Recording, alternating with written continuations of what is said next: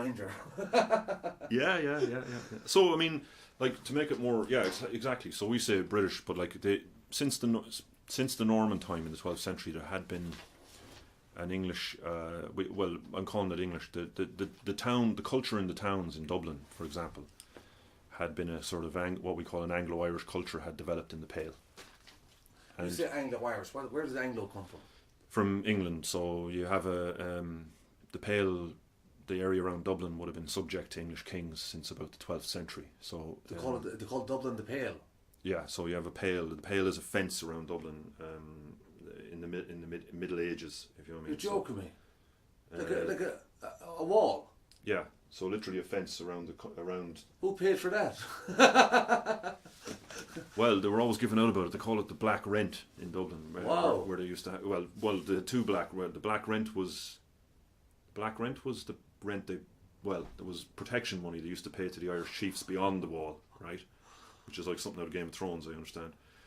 And there was another tax. There was a tax called smoke silver, would you believe? Smoke silver? Yeah. They were always giving out about this. There was a tax for defence of the Pale, right? And for the upkeep of the fence, the Pale fence. The Pale fence was the only thing protecting them from the wild. The upkeep of the fence? Yeah. So there was a ditch and a fence and gates and who was the workers, I wonder? Well, good question. But they weren't Mexicans. Well, no, maybe. I only say that in jest and joke because I'm only taking a kind of a swipe and a mockery at stupid Donald Trump. Yeah. That's for the purpose of that.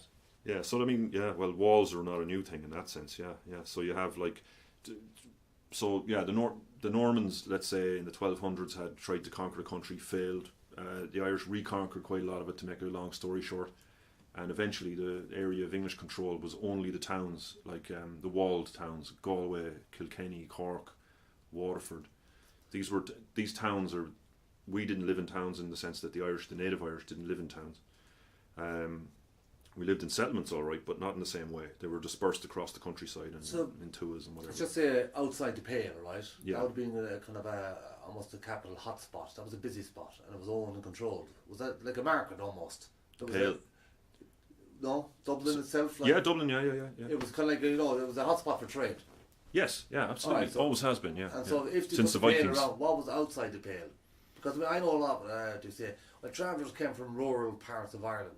Yeah. I've often thinking about it. I've said when we go back so far, the majority of Ireland was rural. So all of Ireland, from the point of view of someone in the Pale or in Dublin or in any of those towns outside the Pale or outside the city wall, was all rural. It was all rural. From their point of view, yeah. Yeah, because like there is no towns. For example, all towns in Ulster, for example, the Normans never got into Ulster. So all towns in Ulster are new. So everybody was cultures. Yes. So they're all new. All the towns in the north are new. They're all from the 17th century. There was no Belfast before the 17th century. You know what I mean? There was nothing there. I mean, there was things there. Sorry, but there was not urban. These little dense urban settlements with walls around them that we know from European feudal mercantile system. If you know what I mean, the merchant system, the money and all that. Yeah. They are not a native to Ireland, if you know what I mean. So we know that because the Vikings started them and whatever. Now we were happy enough to have those towns there and go in and buy things off them. I'm ask you, see if all that was going on in the Pale and unfortunately you couldn't get in because you didn't have a ticket, alright? Yeah. How did people survive and trade outside that? Or did they have a system of their own? We did trade, yeah, but we didn't live in a monetary system in the same way. Money wasn't part of the Irish system because we distributed food and other necessities, food and housing. This is interesting in the modern thing. We distributed it. Everyone was entitled to it. Okay, so it was distributed in a different way. For example, we didn't have to pay for food in the same way because it was like I said, a system of clans and a system organised into tuas and that. But hospitality, as in feeding and watering people, was compulsory on all people who owned households. Right? So you were entitled depending on your grade in your society. Believe it or not, when I was growing up and younger, my father would go visiting relatives and Tranders, and we call them different clans, right? Which they are. Yeah. But they also be connected, of course. But one of the biggest things, whether we went to theirs or they came to ours, one of the most fundamental things is that you never let the family leave till they got a dinner, they got the tea and all that kind of stuff. And I mean, each dinner, I can give you an example. One time my mother brought her dinner in, And my father had some English friends back. They were English settled, we call them. But he had them back anyway. My mother brought in the dinner. Oh no, actually one of the sisters brought it in, my mother cooked it. So they put it on the plate. And the three English guys pulled up their chair around the table about to go into the one plate. Because they thought it was for the three of them. It wasn't. It was a standard plate at dinner, which was about that height. You can't see it, but I can tell you it was pretty big.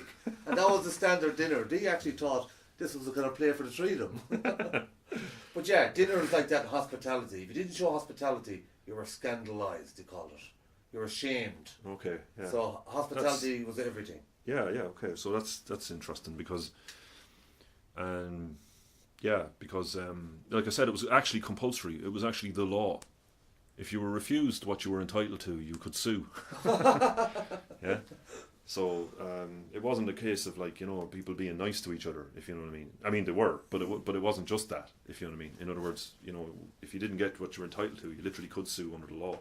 Obligated and not even obligated, a kind of a license to do so. Yeah, so I mean, in some cases it's because a household, like a private, or what we would call a private household, didn't really exist in the Irish consciousness, if you know what I mean, like in the sense that,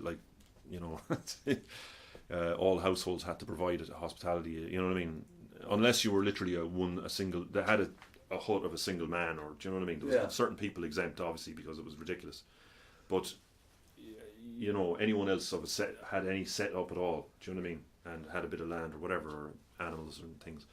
But also, right up as far as a public building, there was a public hostelry, which were run specifically, didn't refuse anyone, and were run by, on monastery lands, or each tour would have at least one or two of these, you know what I mean? They're called brewjas, I think, or whatever. They're like the origin of the Irish pub, because these things were literally a public building. But did this come from the conscious mind of the people, as such as, this makes common sense, let's do it this way, and everybody works out okay-ish, nobody starves, or was it a religious thing? It sounds charitable in some ways. But no, it wasn't religious. It was it was practical system in terms of how it ran, in how it, as you said. It doesn't sound a lot like socialism then, that whole ideology concept of what socialism might look like. Is there similarities there? The modern concepts would most resemble socialism, because in terms of the food system and housing as well, because housing wasn't all that different for no matter what level of society you were in, if you know what I mean. I remember that I probably told you that before, a story about a king of Connacht, and them trying to, they have a castle down there at Roscommon. Well, they have a castle at Roscommon, huge castle, Norman castle, built as part of the invasion, massive thing. Wow. Now, the guy who owned that, was Norman Lord, and I can't remember his name now at the moment, who was busy invading Connacht at the time, lost a battle, as far as I can remember, in the 1200s to the Gaelic king of Connacht, whose house was up the road, actually. But these days, there's this massive ruin of a Norman castle, but up the road is the place where the Irish king lived. But there's not much to see there now. It's just like a small thing about the size of this sitting room, you know what I mean, a couple of 20 feet, 30 feet across, a small ring, and you know what I mean. But we know from the poetry and stuff that this is where the king lived. This is where the king of Connacht lived, and he had armies and herds of cows and horses and all sorts. He was powerful enough to destroy a Norman nobleman, a powerful one, and to wipe out his army and all the rest of it. Absolutely. But you would never know you couldn't judge the power by the building, put it that way. Because even an Irish king, even a very powerful Irish king, would live in a house that was the same 27 feet across and made of wicker. So he had kind of a house in the estate rather than something like Leinster House. Yeah. it wasn't about the size of his house. Status was dictated in the amount of followers you had, the amount of clients you had. People in Irish society were free to move from... like guys who had herds of cows and things like that, they were free to contract to different chiefs. So when your contract ran out, you could move to another one within your area, if you know what I mean. So a guy who was good at that kind of stuff and offered protection, you know what I mean, against raiders and whatever, and and held his contracts and all that kind of thing, would end up with more clients. And as he did so, he'd end up with more followers under him, the clients and followers, like, and more cattle and all the rest of it, and eventually his status rises until he becomes eligible to be a king or a chief. You know what I mean? How did you resolve issues then if it became a legal one or dispute or? Disputes are, well, that's the law's pretty. The law's fairly well. There's lots of different laws, different ways that would work. Yeah. So the court system, there's a whole entire Brehon law system and a courts within each little territory. And Brehon law was before British. The Brehon law is what we in English name for it. As I said before, it was called Fennicus, which just or Shancus. Shanicus is the original. The law is the native law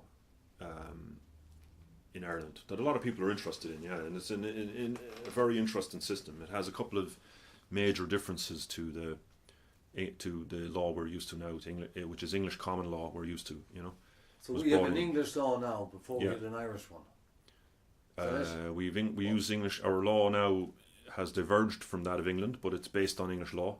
It's English law brought here after the conquest in the 16th century. Yeah, so it's English courts and an English common law system. The concept of criminal law actually is English. Did I hear Judge Judy one time mention something about Brehon law? No, she might have. Yeah. That's the two major courts. Two major differences in it. It doesn't have a concept of criminal and civil. It's a civil law system in a sense that it doesn't have an idea of a criminal. The idea of a criminal being a separate thing didn't exist in Brehon law, if you know what I mean. So it's you're punished, of course. Yeah, absolutely. Yeah, it's about doing sorting out crimes and all that. But it has two major differences. Yeah, it's more similar to the civil law in the English system, if I was to say it. The idea of a criminal law being separate penalty where the state punishes people, that didn't exist as such, because there is no central state to do that. Do you know what I mean? And the other thing that's different is that English law is based on the concept that the law punishes people for things they do wrong. The Irish law is based on the idea that it provides justice by balances things, okay? And the way it does that is it does two things, whereas the English law only does one. The English law only has a concept of punishing people for doing wrong. It doesn't have an idea of rewarding people for doing right, okay? But I got you. Yeah, Irish law not only punishes people for doing wrong, but rewards people for doing right. Wow. Which makes it very different. You know what I mean? So it tries to balance. It also is based on an opposite concept to the English law, which is, and this now I might be controversial to some people, but because I've seen other interpretations of this, but I believe that this is correct. The English law, we're used to this idea that everyone is equal before the law, and I think sometimes that's been misconstrued, and even in English law, into a kind of everyone gets treated equally by the law, right? Which is this sort of situation where, like, I don't know, it's this idea of a rich man. Everybody, for example, no matter what their means or their responsibility in society, pays the same fine for the same crime. That's English law, okay?